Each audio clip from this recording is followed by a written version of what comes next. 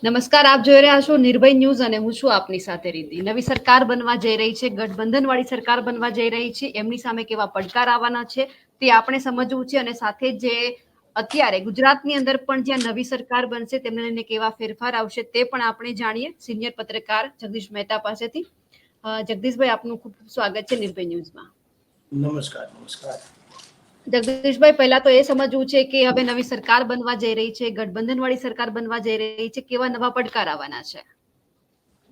જુઓ બેન, કેટલાક 2-3 દિવસથી આ તથાકથિત પડકાર વિશે બધી જ મીડિયાઓમાં બહુ મોટી ડિબેટ્સ ચાલી રહી છે. મોટા ભાગના વિશ્લેષકોથી માંડીને રાજકીય પંડિતોનું પણ એવું માનવું છે કે આ સંઘ કાશીએ પહોંચશે નહીં. શું કામ? કે એક પૈડું ટ્રેક્ટરનું હોય ને એક સ્કૂટરનું હોય તો એ ગાડું કંઈ હેરખું હાલે નહીં. એટલે સ્થિતિ તો ડેન્જર છે જ. શું કામ? કે ચંદ્રાબાબુ નાયડુ અને નીતિશ બાબુ આ બેયની કરમકુંડળી જે લોકો જાણે છે એ એને ખબર છે કે આખી દૂધની તપેલી ભરી હોય એમાં દહીંનો છાંટો પડી જાય કે છાશનો, તો એ દૂધ ન રહે. એ પછી તમારે છાશ થાય, દૂધ ફાટી જાય, ગોળવું થાય, તો દૂધ ન રહે. એમ ચંદ્રાબાબુ નાયડુ હાર્ડકોર મોદી વિરોધી છે. મોદી એટલે મોદીના વિચાર વિરોધી છે.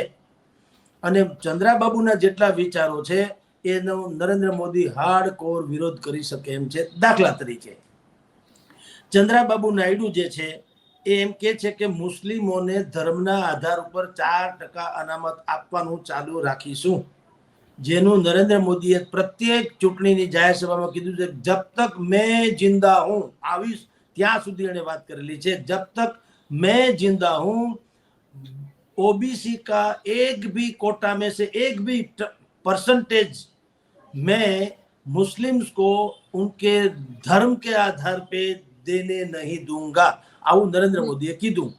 હવે ત્યાં 4% તો આંધ્રમાં ચાલે જ છે. ખાલી એટલું જ નહીં ભાઈ, ચંદ્રાબાબુ નાયડુ જે છે મૌલવીઓનો પગાર ચાલુ કરવાનું કે છે.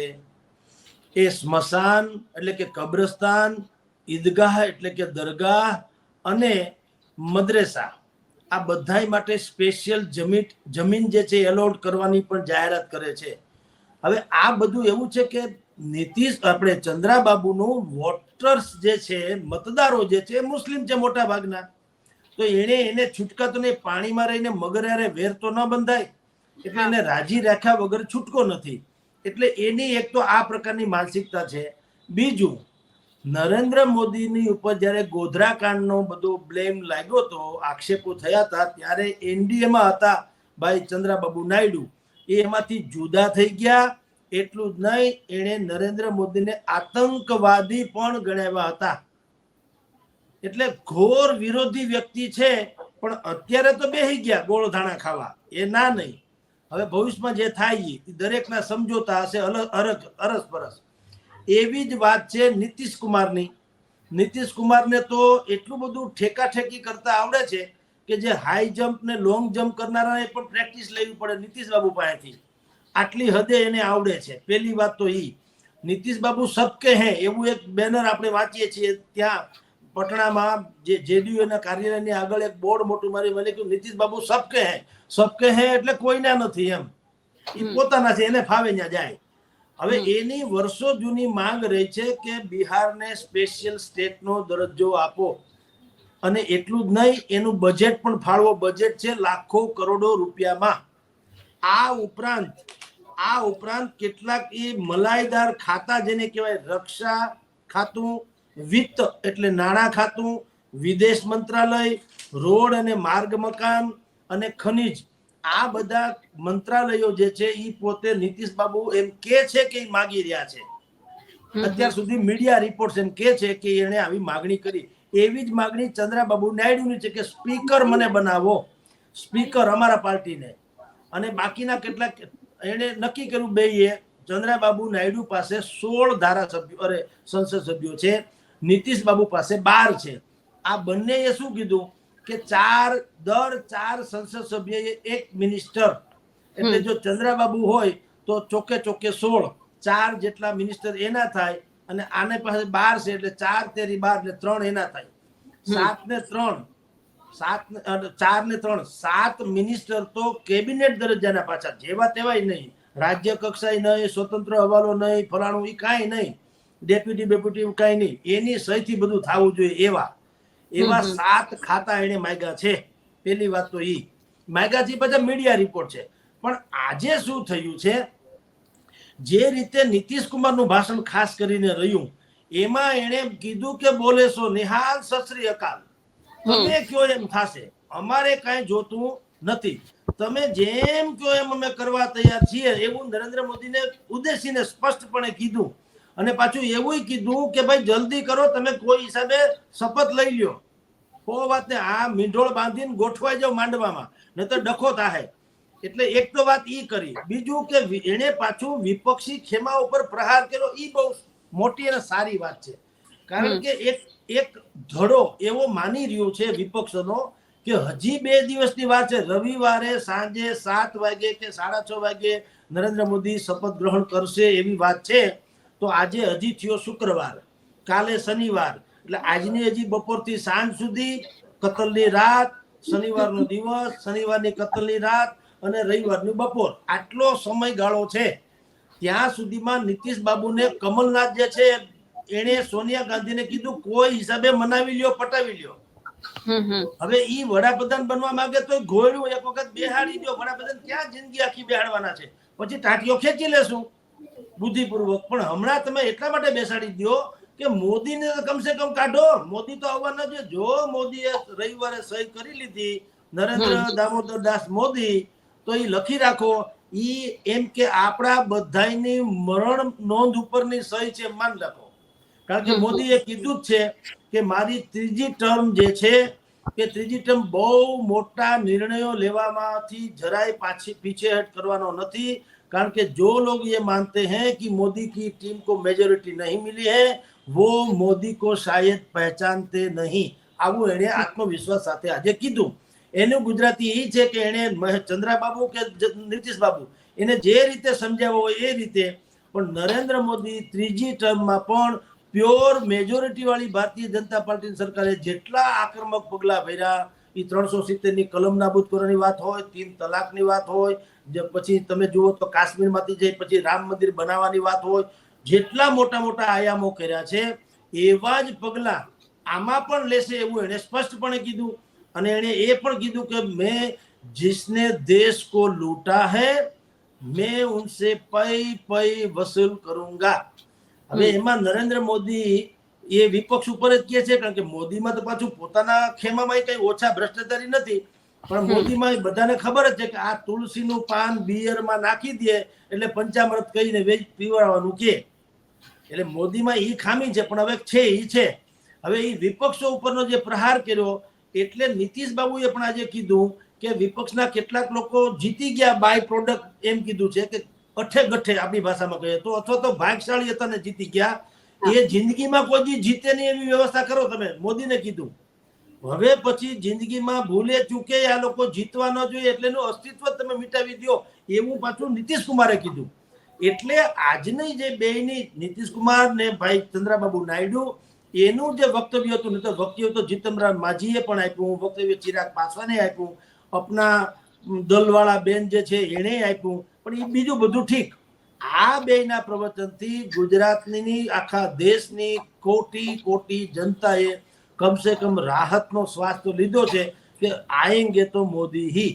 કારણ કે બધાને એક પ્રોબ્લેમ હતો કે ન કરે નારાયણને ક્યાંક ખાંડું થાય તો કુકરી ગાંડી થાય, અને જો મોદી વડાપ્રધાન ન રહે તો આ દેશમાં બહુ મોટો એક સેટબેક આવે એમ હતો.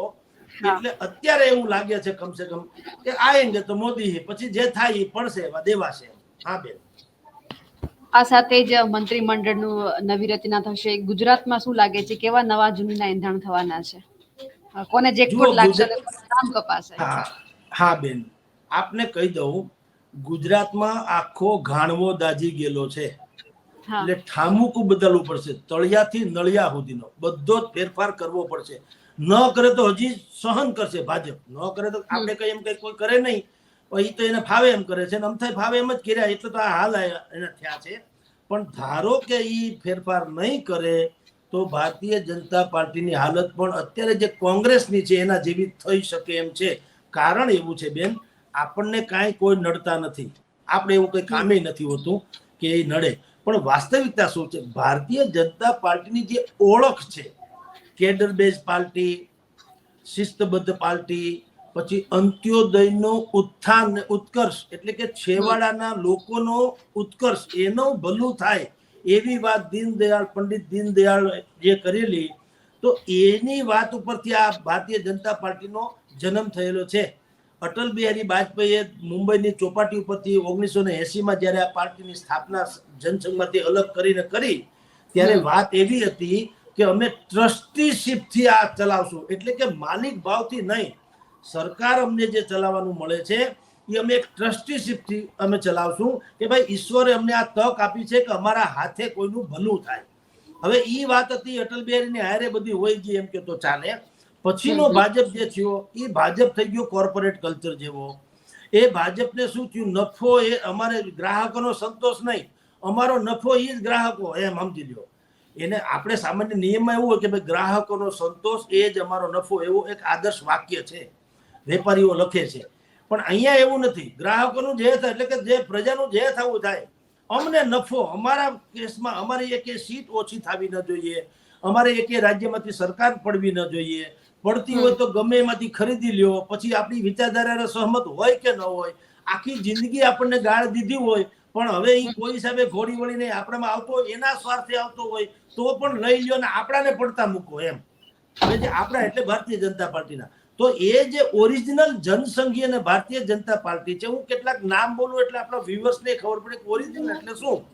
તો કેશુભાઈ પટેલ, કાશીરામ રાણા, અરવિંદભાઈ મણિયાર, ગોધુમલ આહેજા, આ બધા લોકોની જે ચિમનભાઈ શુક્લ, પ્રવીણ કાકા મણિયાર, આ બધા ઓરિજિનલ જનસંઘી એટલે કે ભારતીય જનતા પાર્ટીનો ગુજરાતમાં પાયો નાખનારા લોકો છે. અને એ પ્રજા માટે ઝઘડતા હતા. ચિમન કાકા અહીંયા રાજકોટમાં, ચિમનભાઈ શુક્લ, એ ઇટ સેલ્ફ એક સરકાર હતી, એની પાસે કોઈ પોસ્ટ નહોતી. જે મહાત્મા ગાંધીને ક્યાં કોઈ હોદ્દો હતો? વડાપ્રધાન તો નહેરુ હતા. તો રૂપિયાની નોટ ઉપર છપાય છે હું મહાત્મા ગાંધીનો તસવીર છપાય, નહેરુની નથી છપાતી.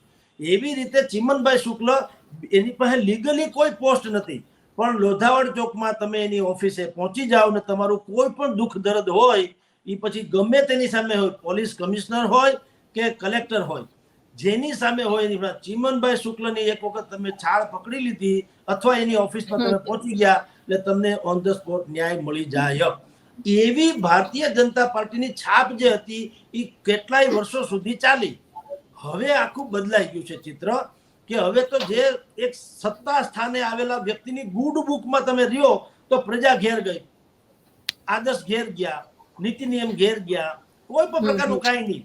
અત્યારે ગુડ બુકમાં કોની રહેવાની જરૂર છે? દાખલા તરીકે CR પાટીલ, દાખલા તરીકે CR પાટીલ જે છે સુપર CM ગણાય છે, એની ગુડ બુકમાં હોય તો પછી પ્રજાનું જે થવું થાય કોઈ મતલબ નહીં, અને બીજા કોઈનું હકારે પણ નહીં. જે માણસ આ CR પાટીલની ગુડ બુકમાં હોય એ પીઢમાં પીઢ ભારતીય જનતા પાર્ટીનો કાર્યકર કે નેતા હોય, એને એ બોલાવે પણ નહીં, તોય ઓલો બિચારો સહન કરીએ કે બીજું કઈ કરી શકે એમ નહીં. એટલે પેલા તો આખું સંગઠનમાં બહુ સડો ઘૂસી ગયો છે, અને એ અહીંયા નહીં દેશવ્યાપી. એટલે જ તો ઉત્તર પ્રદેશમાં આવો દાટ વળ્યો કે આખું ઉત્તર પ્રદેશને અપરાધ મુક્ત બનાવવું યોગી આદિત્યનાથે, અને જૈસો કો તૈસા વાળી કરી. હું આપને એ જ કહેતો હતો કે ગીતાજીમાં લખ્યું છે, હણે એને હણવામાં વાંધો નથી. ભગવાન કૃષ્ણએ કીધું છે કે કોને તો, અને આ દેશનો જે સદાચારી વર્ગ, જે સામાન્ય વર્ગ છે, નાગરિક છે, એની સલામતીની પ્રાયોરિટી હોય. કોઈ અપરાધી કે ગુંડા હોય એના કઈ અધિકારો ન હોય. અધિકારો તો સામાન્ય માણસોના, નિર્દોષ લોકોના હોય. બદમાશને વળી અધિકાર શેના હોય?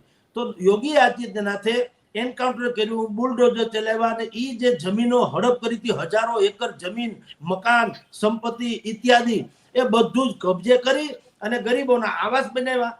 તો આમાં તો કઈ ખોટું નથી. રામ રાજ્યની ગુજરાતી શું છે કે જે લોકો રાવણની વૃત્તિ ધરાવે એને તમે ધ્વંસ કરો, અને જે સબરી જેવા ભક્ત હોય એનો ઉદ્ધાર કરો.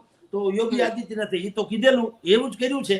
પણ છતાંય તમે જુઓ કે એની 32 બેઠક વહી ગઈ 80માંથી, અને અત્યારે બિચારાને નીચા જોણા જેવું થયું છે. એને કઈ પરિવાર તો છે નહીં કે કોકના હાટું કરતો હોય પોતાના પરિવાર માટે થઈને. એવું નરેન્દ્ર મોદીનું છે. એણે કાંઠી કરી આટલે ઉંમર 80-82 વર્ષની ઉંમરમાં એ 18 કલાક કામ કરે, ઇધર સે ઉધર બધું કર્યું. જેટલું એણે પરિશ્રમ કર્યો, અંતે શું થયું? એ ડચકા ખાતી સરકાર મળી, કાંક ખોડી વાળી. તો વાત એ છે કે આ સ્થિતિમાં તમે ને હું જેની ચર્ચા કરી રહ્યા છીએ કે આ સ્થિતિમાં મંત્રીમંડળ જે છે એ ટ્રીમન્ડસ ફેરફાર વાળું, ગુજરાતમાં તો બધું ફરવાનું છે જ તળિયાથી નળિયા સુધી, પણ દેશના મંત્રીમંડળમાં પણ તમને અત્યારે આપણે બોલીએ તો જરાક ઓલું લાગે, બ્રેકિંગ ન્યૂઝ જેવું લાગે, અથવા તો એમ કે ભાઈનો મોટો દાવો છે, પણ અમિત શાહ કદાચ મંત્રીમંડળમાં નહીં હોય, કારણ કે એ ચાણક્યને પુનઃ પાછા ભારતીય જનતા પાર્ટી જે છે એ સંગઠનમાં મૂકવા માંગે છે, જેથી કરીને મેં જે હમણાં તમને બધી યાદી કરી કે જૂનું ભારતીય જનતા પાર્ટી જે અંત્યોદયના ઉત્કર્ષ માટે સ્થપાયેલી હતી, ભારતીય જનતા પાર્ટી છેવાડાના લોકોના કલ્યાણ માટે સ્થપાયેલી હતી, એ આખો વિચાર જે છે એ વિચાર આખો ખતમ થઈ ગયો અને મૂડીવાદીઓ અત્યારે બધા આવી ગયા છે, કોર્પોરેટ કલ્ચરથી આવે છે. હવે બધા ઓનલાઈન જ તમારે મદદરૂપ થાય છે અને પ્રચાર કરે છે અને મળે છે લોકોને. પેલા તો અમારે ત્યાં રાજકોટમાં એવું થતું કે કોઈનું સારા માણસ કે કોઈ પણ જાણીતા વ્યક્તિનું મૃત્યુ થતું અથવા એને ત્યાં કોઈ સારો પ્રસંગ હોય તો ભારતીય જનતા પાર્ટીના 50, 100, 200 લોકો ત્યાં જતા, બેસણું ઉઠમણું હોય તો ત્યાં જાય, લગ્ન પ્રસંગ હોય તો ફોટો પડાવી આવે, પણ કમસે કમ તમારી યારે સીધો સંપર્ક રાખતા હતા. હવે બધું મોબાઈલમાં વોટ્સએપ ઉપર થઈ ગયું છે, ટ્વીટ કરી દે જેમ બધા કરે ને મોટા માણસો, એમ આ લોકો પણ તમારો મારો જન્મદિવસ તો જગદીશભાઈ તમને અભિનંદન એમ ટ્વીટ કરી દે, તમારે જે થવું થાય તમે એને સાચું માનો ખોટું માનો. અને ગૂગલમાં જે ફૂલના ગુચ્છા હોય એના કઈ ભાવ તો હોતા નથી, એટલે મોટામાં મોટો ફૂલ ગુચ્છો મોકલે, મફત છે એટલે. આગળ જો એમાં ગૂગલ એમ કે ભાઈ શુભકામના પાઠવવાના એક મેસેજના 5 રૂપિયા, તો એ ન કરે પાછા. તો પછી કોઈક દી મળીએ ત્યારે કે સાહેબ ભૂલી ગયો પણ તમને અભિનંદન આપતા, હું કામ કોઈને. એટલે આ ટાઈપનું જે વલણ હવે થઈ ગયું છે એને રિવાઇઝ જો પાછું કરવું અને ભારતીય જનતા પાર્ટીને ખરેખર ભારતની જનતાની પાર્ટી બનાવવી હોય, અત્યારે ભારતની જનતાની પાર્ટી નથી, જનતામાંથી આવેલી નેતાઓની પાર્ટી થઈ ગઈ છે, એમાંથી ઉપર આવેલા ચોખ્ઠાબાજી રમવાવાળાની પાર્ટી થઈ ગઈ છે, માર્કેટિંગ સ્ટ્રેટેજી વાળાની પાર્ટી થઈ ગઈ છે, નેતાઓની પાર્ટી થઈ ગઈ છે, પક્ષને વફાદાર રહેવાની વાત થઈ ગઈ છે, પ્રજાને નહીં. આ બધા જે દુર્ગુણો જેને કારણે કોંગ્રેસે સત્યાનાશના આરે આવીને ઊભી, એ દુર્ગુણો હવે ભારતીય જનતા પાર્ટીમાં પણ આવી ગયું છે. બીજા કોઈ બહારથી ગમે એને લઈ આવો, એ ભલે આપણી વિચારધારાની વિરુદ્ધમાં, ભલે આપણને ગાળાગાળી કરી હોય, ભલે આપણું સત્યાનાશ કરી નાખ્યું, પણ જીતે એમ છે તો લઈ આવો, અને આપણા બધા હોય નાખો વખારમાં. એટલે આ અત્યારે આખા દેશમાં આ પરિસ્થિતિ છે. કંઈક અંશે તો એને કારણે જ અત્યારે આ પરિસ્થિતિ આવીને પરિણામની પણ ઊભી રહી કે ઇન્ડિયા સાઇનિંગ જેવું થયું 2009માં થયું હતું, એમ કે 400 ને પાર ને બદલે એ 240 અટકી ગયા. તો એને રિવાઇવલ કરવા માટે થઈને વળી પાછું અમિત શાહ જેવા ચાણક્યને એ સંગઠનમાં રાખશે, અહીંના ગુજરાતના CR પાટીલને પણ સંગઠનમાં રાખશે, પછી શિવરાજ ચૌહાણ જેવા છે જે 8.5 લાખ મતથી જીત્યા છે, કદાચિત દેશમાં સૌથી વધુ મતથી જીતનારા વ્યક્તિ છે, અને ભૂતકાળમાં બધા લોકો એને PM મટીરિયલ માનતા હતા, કારણ કે એ અટલ બિહારી વાજપેયી જેવા ઉદારવાદી છે. તો એને ગૃહમંત્રી કે જે કાંઈ બનાવો એ બનાવીને પણ અમિત શાહથી માંડીને જે કોઈ આવા છે એને સંગઠનમાં લઈ જશે.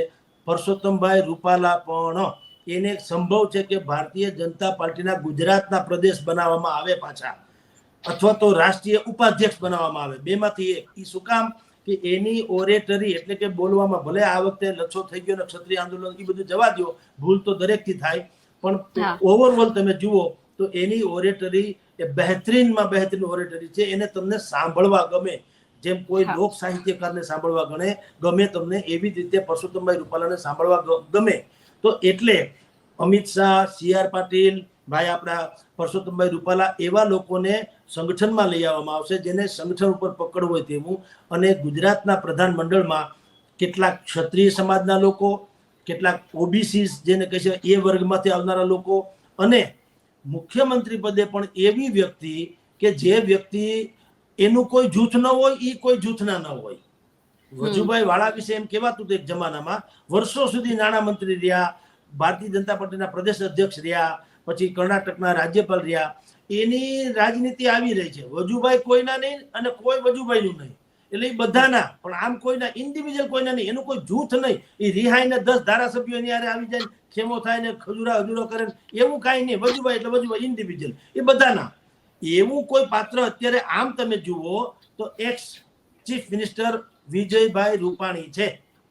એ હવે કયામાં રહે કારણ કે એને સજા ભોગવી લીધી. જે કાંઈ એને ભૂલ કરી હતી એની સજા એને ભોગવી લીધી. એટલે હવે એ કાંઈ આવું કરે નહીં. એને એમ થાય કે માંડ મેળ પડ્યો છે. અને વિજયભાઈ રૂપાણી, મેં કીધું, સૌથી નાની કોમ્યુનિટીમાંથી આવે છે જૈન. એટલે એમાંય પાછું કોઈ એમાં બળવો કાંઈ થાય નહીં. આપણે જાણીએ છીએ પારસી ને જૈન એ બધા તો બિચારાનું અસ્તિત્વ જેવું છે. જૈનની વેલ્યુ બહુ, એટલે કે આર્થિક રીતે બહુ તગડા કોમ હોવાય એટલે એને કોઈ ગરીબ ન માને એ જુદી વાત છે. પણ એ લોકો પાછા શિષ્ટાચારી છે. એ બળવા કરે ને એવું કાંઈ નહીં. એટલે જો એને પાછી રાખવામાં આવે તો એક તો એના કયા મારીએ, પહેલી વાત તો એ, કારણ કે એ પાછું જરૂરી છે.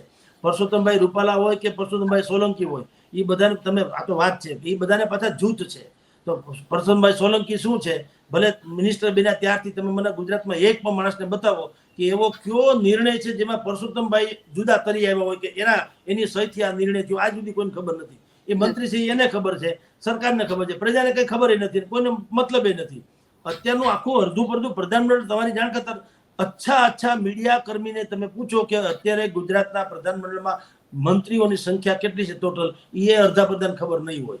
કોઈ કઈ ગમે એવા આંકડા બોલશે, કોઈ 27 કે કોઈ 20 કે આમ છે, જો કે 17 છે. હવે એ 17 છે, એમાં એકેય હોળે હરાવેલો નથી. એ 17 જે છે એ બસ એ છે એટલે મોદી માસાના નામે, નરેન્દ્ર દામોદર દાસ મોદી, એના પૂછડું પકડીને વેતરણી તરનારા લોકો છે. પોતાનું કોઈ કૌવત નથી, પોતાની કોઈ વેલ્યુ નથી, પોતાની કોઈ એવી કોઈ કામગીરી નથી જેને લોકો સેલ્યુટ કરે. એ બધા વાયલા છે. આપણે ભૂપેન્દ્રભાઈ પટેલ તો શું કે છે બધા ભારતીય જનતા પાર્ટી વાળા કે મૃદુ ને મક્કમ. મક્કમનું તો કોઈ અમને ખબર પડી નથી આજ સુધીમાં. મક્કમ જેવું કઈ દેખાણું છે નહીં. ને મૃદુ એટલે આ શાસક કોઈ દી મૃદુ હોય નહીં. શાસક હોય કઠોર, શાસક હોય વિઝનરી. તો મૃદુ તો વેલા બનાવવા તો મૃદુનું કામ. મૃદુને શું કરે? એટલે એ બધું પછી આ તો જે સત્તા ઉપર આવી જાય ને એના ગમે સદગુણ એ પીછા કાઢ્યા. ભાઈ વિજય રૂપાણી હતા તો કે ભાઈ સક્રિય અને સૌથી કાર્યશીલ એવા નામ. આનંદીબેન તો સૌથી કડક ને એવા ફલાણા. નરેન્દ્ર મોદીની તો કોઈ વાત જ નથી. એમ બધા છોગા પોતે ઉમેરી દે ભાજપ વાળા. પણ હવે એને ખબર નથી ભારતીય જનતા પાર્ટી જે છે ને એ ભારતીય જનતાથી આખી જુદી પડી ગઈ છે. જનતાનો અહેસાસ જુદો છે. મધ્યમ વર્ગ શબ્દ જે આજે નરેન્દ્ર મોદીએ અત્યારની જેની આપણે ચર્ચા કરીએ સેન્ટ્રલ હોલમાં કીધું કે મારો ત્રીજો કાળ જે છે, ત્રીજી ટર્મ, એમાં હું એવું માનું છું કે મધ્યમ વર્ગ બાકાયદા એને શબ્દ ઉપર ફોકસ કર્યું છે કે જેને આપણે અનેક મેં ટીવી ચેનલમાં કીધેલું કે તમે ગરીબો એને રાહત આપી દો છો, મફતનું રાશનથી માંડીને દુનિયાભરની સબસિડી આપો છો, કાંઈ વાંધો નહીં, મળવી જોઈએ, ભગવાન એને સુખી રાખે. સુખી માણસને કાંઈ પડી નથી. એ હોનાના ડ્રેસ પહેરીને લગ્ન કરે, સ્વિટરલેન્ડથી તાંજાનિયાથી જાફરાબાદ, જુનાગઢ બધે આટા માર્યા કરે, એને કોઈ કાંઈ પડી નથી. વાંધો છે એ આપણા જેવાના છે કે આપણે પંચર પડ્યું હોય કે ઘરે જવું હોય તો કોઈની લિફ્ટ લેવામાં શરમ અનુભવીએ અને પાછી નવી ગાડી લઈ નથી શકતા. એવા જે મધ્યમ વર્ગ છે એને શૈક્ષણિક માફિયાઓ ફાડી ખાય છે, એને હોસ્પિટલના ખર્ચા ફાડી ખાય છે, એને મોંઘવારી બધી બાબત શાક બકાલાથી માંડીને કરિયાણા સુધીની મોંઘવારી ફાડી ખાય છે, એને સલામતી ક્યાંય રહેતી નથી. જિસકે હાથ મેં લાઠી ઉસકે હમ, એની ભેંસ, એના જેવું વાતાવરણ છે. તો આ જે મધ્યમ વર્ગ છે સૌથી વ્યવસ્થિત ટેક્સ પેયર છે. 5 રૂપિયાનો હાબુ આપણે 21 રૂપિયામાં લઈએ છીએ અને 60 રૂપિયાનું પેટ્રોલ આપણે 98 રૂપિયામાં ભરાવીએ છીએ ટેક્સને કારણે. તો ટેક્સના તો બધા જ છે, આપણે ભરીએ છીએ, બીજા ભરે છે. પણ સહન કરનારું આપણે શું છે કે આપણે માગી શકતા નથી. આપણી પાસે કોઈ સહાયની યોજના નથી. આપણે બ્રાહ્મણ તરીકે અમે જન્મ્યા તો અમે તો ઉચ્ચ કુળ ના ગણાય. ખબર નહીં શું કામ ઉચ્ચ કુળ છે, આ અફસોસ થાય એવી વાત છે કે આપણી કોઈ યોજના જ નથી. તમે જન્માન તમારે જીવવું તો જીવો, તમને ભગવાન જીવાડે તો. બાકી સરકાર કહે છે કે તમે જન્મા એ જ તમારો વાંક છે ઉચ્ચ કુળમાં. તો હવે રામ જાણે શું છે. એવી જે કેટલી બધી કોમ છે જે મધ્યમ વર્ગની છે એને મુશ્કેલી છે. નરેન્દ્ર મોદીએ એ પણ આજે ઉલ્લેખ કર્યો કે મારી જે ત્રીજો કાર્યકાળ જે છે એ મધ્યમ વર્ગને સમર્પિત હશે કે સરકારની દખલગીરી શક્ય એટલી ઓછી હોય. એક જ એવું આધાર કાર્ડ જેવું મળવાનું કે જગતભરની તમામ સરકારી યોજનાથી માંડીને ઓળખ સુધી, પાસપોર્ટ, રેશનિંગ કાર્ડથી પાસપોર્ટ સુધી એ ચાલે. પછી બધે ઠેકાણે તમારે ધક્કા ખાવા પડે. કલેક્ટરને, મામલતદારને, છગનને, મગનને, કોર્પોરેટર પાસે જાઓ ને કોકમાંથી ચિઠ્ઠી લઈ આવો ને તમારી એ કાંઈ પિંજણ નહીં, આ એક જ બધું આવી જાય. એવી એને વાત તો કરી છે. સાચું ખોટું રામ જાણે જ્યારે થાય ત્યારે. એટલે ત્રીજી ટર્મમાં આપનો પ્રશ્ન હતો એનો જવાબ એ છે કે ગુજરાતથી માંડીને કેન્દ્ર સુધીના પ્રધાનમંડળમાં આમૂલ ફેરફાર જોવા મળશે. બિલકુલ. જગદીશભાઈ, આપ અમારી સાથે જોડાયા, આપનો ખૂબ ખૂબ આભાર. નમસ્કાર બેન. પ્રધાનમંત્રીએ જે આજે ભાષણ કર્યું તેમાં વાત કરી છે કે મધ્યમ વર્ગ માટે આ વખતે કંઈક નવું લાવવાના છે. તો હવે સમય જ બતાવશે કે મધ્યમ વર્ગ માટે કેટલી યોજના આવે છે, જે સૌથી વધારે જે વર્ગ પીડાઈ રહ્યો છે તેમના માટે કેવી યોજના આવે છે, અને એ જોવાનું છે કે જે આ નવી ગઠબંધન વાળી સરકાર છે તેમને કેવા કેવા પડકારોનો સામનો કરવો પડવાનો છે. અને એ સાથે જે આ નવી સરકાર એટલે કે બીજેપી, જેડીયુ કે ટીડીપી તેમનો જે સંઘ છે કાશીએ પહોંચશે કે પછી અટકી જશે. તમને કેવું લાગ્યું આ અહેવાલ અમને કમેન્ટ કરીને ચોક્કસથી જણાવજો, અને સાથે જ નિર્ભય ન્યૂઝને લાઇક, શેર અને સબસ્ક્રાઇબ કરવાનું ના ભૂલશો. નમસ્કાર.